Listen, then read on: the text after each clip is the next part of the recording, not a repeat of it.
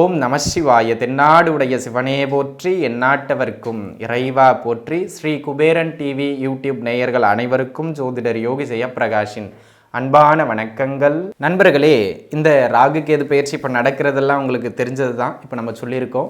அந்த வகையில் எந்த பயிற்சி நடந்தாலும் இப்போ இந்த ராசிக்கெல்லாம் ஒரு யோகம் உண்டு இல்லையா? இப்போ குரு பயிற்சி நடக்குது, குரு அங்கே வரார் இங்கே வராருன்னு சொல்கிறோம். சனி பயிற்சி நடக்குது, சனி இங்கே வரார் அங்கே வரார், நன்மை. அதுபோல் ராகு கேதுக்களுக்கும் ஒரு சில ராசிகளுக்கு மேம்பட்ட பலன்களை அதிகப்படுத்தி வழங்குவார்கள். ராகு கேதுக்கள் வழங்குகின்ற பொழுது தொழில் ரீதியாக வளர்ச்சியை கொடுக்கலாம், பொருளாதார ரீதியாக வளர்ச்சியை கொடுக்கலாம், திருமண வாழ்க்கையில் நல்ல ஏற்றங்களை கொடுக்கலாம், இழந்த உடல்நிலையை மீண்டும் பெற்றுக் கொடுக்கலாம். இந்த மாதிரியாக எல்லாவற்றிலும் மேம்போக்காக அதிக அளவு நற்பலன்களை பெறுவது அப்படிங்கிறது ஒரு சில ராசிகள் உண்டுங்க. அந்த ராசிகள் ஒவ்வொன்றை பெறலாம். ஆனால் இந்த ராகு கேதுக்கள், குறிப்பாக அந்த நிழல் கிரகங்கள் பலன்களை கொடுக்கின்ற பொழுது தடையில்லாமல் வழங்குவார்கள். அதிலும் ராகுவுக்கு அவருக்கு நிகராக கொடுப்பதற்கு ஒரு கிரகமே கிடையாது. அந்த அமைப்புகளில் நடைபெறுகின்ற இந்த ராகு கேது பயிற்சியின் மூலமாக ஒரு குறிப்பிட்ட 5 ராசி நேயர்களுக்கு ஏனைய 7 ராசிக்காரர்களை விடவும் மேம்பட்ட பலன்கள் அதிகமாக நடைபெறும். அந்த 5 ராசிக்காரர்களை வரிசையாக கூறுகின்றேன் பாருங்கள். முதல் அமைப்பாக மேச ராசி நேயர்கள். இவர்களுக்கு இந்த காலகட்டம் மிக சிறப்பாக அமைகின்றது. அதனை அடுத்ததாக ரிஷப ராசி நேயர்கள். இவர்களுக்கும் இந்த காலகட்டம் மிக சிறப்பாக அமைகின்றது.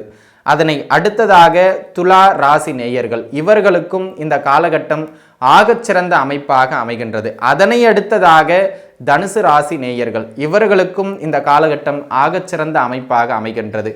இறுதியாக மிதுன ராசி நேயர்கள் 5வதாக. இவர்களுக்கும் இந்த காலகட்டம் மிக சிறப்பான காலகட்டம். ஆக மேஷம், ரிஷபம், அதனை அடுத்ததாக துலாம், அதனை அடுத்ததாக தனுசு, அதனை அடுத்ததாக மிதுனம், இந்த 5 ராசி நேயர்களும் இந்த ராகு கேது பயிற்சியினுடைய 5 தலைமகன்களாக விளங்குகின்றார்கள். சரிங்க, இதில் ஒவ்வொரு ராசிக்காரர்களுக்கு ஒரு இடம் கூடுதலாகவும் ஒரு இடம் குறைதலாகவும் இருக்கும்.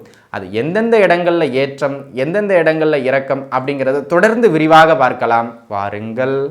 துலாம், துலா ராசி நேயர்களே, துலாத்தை பொறுத்த மட்டிலும் பார்த்தீங்க அப்படின்னு சொன்னால் நேர்மையானவர்கள், நீதியானவர்கள், கடுமையான உழைப்பாளிகள், இதிலும் வியாபார நோக்குடையவர்கள் இவங்க தான். ஏன்னா சனி பகவானே உச்சம் பெறுகிற ராசி. எந்த ஒரு விஷயத்தையும் வியாபார நோக்கில் பார்க்கறது இவர்களுடைய வாடிக்கை. அப்படி பார்க்கின்ற பொழுது இந்த துளாராசி நேயர்களுக்கு ராகு கேதுவின் பயிற்சி ஒரு ஆகச் சிறந்த பயிற்சி. ஏன் அப்படின்னு கேட்டிங்கன்னா, ஜென்ம ராசியில் அமர பெற்றிருந்த ராகு பகவான் விலகுகிறார். ஜென்ம ராசியை நேர்கதியாக குரு பகவான் பார்க்கிறார். ஜென்ம ராசியில் அமர்ந்திருந்த கேது விலகி ஜென்ம ராசிக்கு 7ல் அமர்ந்திருந்த ராகு விலகி ஜென்ம ராசியும் 7ஆம் இடமும் புனிதப்படுகின்றது. அந்த வகையிலே இந்த ராகு கேது பயிற்சி உங்களுக்கு வரவேற்கத்தக்க ஒரு ராகு கேது பயிற்சி அப்படின்னு தான் சொல்லுவேன். மிக நன்மைகளை பெறுகின்ற ஒரு குறிப்பிட்ட ராசிக்காரங்களை நீங்களும் ஒருத்தவங்க. சரி, இப்போ என்னெல்லாம் நன்மை, முதல்ல அந்த லிஸ்ட்டை சொல்லிடுறேன். வேலை கிடைக்கும், நல்ல வேலை கிடைக்கும், அது ஒரு சிறப்பான அமைப்பு. உத்தியோகத்தில் இது நாள் வரையிலும் என்ன பிரச்சனைகளை ஃபேஸ் பண்ணிக்கிட்டு இருந்தீங்களோ அந்த பிரச்சனைகளிலிருந்து வெளியே வருவீர்கள், அது 2வது அமைப்பு. உங்களுக்கு உடன் வேலை செய்பவர்கள் அல்லது உயரதிகாரி என்ன தொந்தரவுகளை அழுத்தங்களை எல்லாம் கொடுத்து கொண்டிருந்தார்களோ அந்த அழுத்தம் இல்லாமல் போகும். ஆக மொத்தத்தில் வேலையில் இருக்கிற டென்ஷன் மண்டை குடைச்சல் எல்லாம் போயிருங்க. அந்த மாதிரியான ஒரு காலகட்டம். தொழில் அமைப்புகள் அப்படின்னு வருகின்ற பொழுது தொழிலில் நல்ல ஏற்றத்தை பெற்றுக் கொடுக்கின்ற ஒரு ஆகச்சிறப்பான காலகட்டம். இன்னும் சொல்லப்போனால் சனி பகவானினுடைய அடுத்த நகர்வு, குரு பகவானினுடைய அடுத்தடுத்த நகர்வுகள் எல்லாமே உங்களுக்கு சாதகமாக அமைகின்றது. அந்த வகையிலே இந்த காலகட்டம் தொழில் அமைப்புகளுக்கும் மிக சிறப்பான காலகட்டம். புதிதாக தொழில் ஆரம்பிப்பது, இருக்கிற தொழிலில் நல்ல growth ஆகிறது, இந்த மாதிரியான ஒரு நல்ல மேன்மைகளை பெறுகின்ற காலகட்டமாக இந்த காலகட்டம் உங்களுக்கு அமையப்பெறுகின்றது. அதேபோல் பார்த்தீர்கள் என்று சொன்னால் எனது அருமை நண்பர்களே, இந்த காலகட்டத்தை பொறுத்த மட்டிலும் புதிதாக தொழில் ஆரம்பிக்கிறவங்க உங்கள் சுயஜாதகம் ஓரளவுக்கு நல்ல பலமாக இருந்தால் பெருசாகவே ஆரம்பிக்கலாம். இல்லைனா கொஞ்சம் சின்னதில் ஆரம்பித்து பெருசாக போகிறது நல்லது. அதை மனசில் வச்சுக்கிட்டு வேலை பார்க்கணுங்க. இது தொழில் உத்தியோகத்தை பொறுத்த மட்டிலும் இந்த ப்ரமோஷன்ஸ்லாம் இந்த பீரியடில் கிடைக்கும். அந்த வகையில் இந்த காலகட்டம் ஒரு நல்ல மேன்மைக்கான காலகட்டம் தொழில் உத்தியோகத்தை பொறுத்த மட்டிலும். பொருளாதாரம் அப்படின்னு வருகின்ற பொழுது இதனால் வரையிலும் நடைபெற்று கொண்டிருந்த அந்நிய செலவுகள், அதாவது தேவையில்லாத செலவுகள், அனாச்சார செலவு, இவை அனைத்தும் குறைந்து நன்மை மேலோங்கி நிற்கும். பொருளாதார சேமிப்புகள் அதிகப்படும். அந்த மாதிரியான ஒரு காலகட்டம். கடன் தொந்தரவுகள் மடமடவென குறைகின்ற காலகட்டம். ஆக துளாராசி நேயர்களை பொறுத்த மட்டிலும் இந்த அமைப்பு மிகச்சிறந்த ஏற்றங்களையும் மேன்மைகளையும் உங்களுக்கு பெற்றுக் கொடுக்கும். ஆக கடன் சுமை குறைந்துவிடும். ராசிக்குள்ளாக அமர்ந்து கேது பகவான் கொடுத்திருந்த தேவையில்லாத மருத்துவ செலவுகள் எல்லாம் தற்பொழுது குறையும். அவர் அமர்ந்து என்ன பண்ணியிருப்பாருங்க, அங்கே உடலில் இந்த தொந்தரவு, இங்கே உடலில் அந்த தொந்தரவு, அந்த மாதிரி தேவையில்லாத உடல் நல தொந்தரவுகளை எல்லாம் கொடுத்திருந்திருப்பார். அந்த உடல் நல தொந்தரவுகள் அனைத்தும் தற்பொழுது விலகுகின்ற காலகட்டம். அந்த வகையிலே ஆரோக்கியம் மேம்பட போகின்றது, உங்களுடைய மருத்துவ செலவுகள் குறைய போகின்றது அப்படிங்கிறது அமைப்பு. அதை பார்த்துக்கலாம். அது ஒரு வகையில் சிறப்பு. அதை போலவே இந்த காலகட்டத்தில் கணவன் மனைவி உறவுகளில், அதாவது கணவன் மனைவி உறவுலாம் கடந்த காலங்களில் பல பஞ்சாயத்துக்குள்ளாயிருக்கும். பல பேர்லாம் வந்து இடையில கருத்து சொல்கிற அளவுக்கு அது போயிருந்துருக்குங்க. அந்த அமைப்புகளெல்லாம் விலகி கணவன் மனைவிக்கிடையே இருந்த பிரச்சனைகள் கட்டுக்குள் வந்து ஓரளவு அந்யோன்யம் பெருகுகின்ற நல்ல காலகட்டம். அட நான் தாங்க தப்பாக புரிஞ்சுக்கிட்டேன், அட நீங்கள் ஏங்க அப்படி எடுத்துக்கிட்டீங்க அப்படிங்கிற மாதிரி ஒருவருக்குள் ஒருவர் பரஸ்பர நட்புறவோடு மாறுகின்ற நல்ல காலகட்டமாக இந்த காலகட்டம் துளாராசி நேயர்களுக்கு அமையப்பெறுகின்றது. அது ஒரு ஏற்றம்.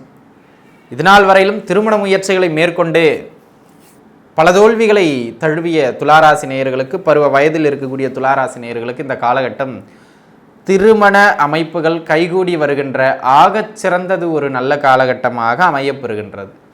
அந்த வகையிலே திருமண அமைப்புகள் கைகூடி வரும். தாராளமாக நீங்கள் முயற்சிக்கலாம் அப்படிங்கிறத மனசில் வச்சுங்க.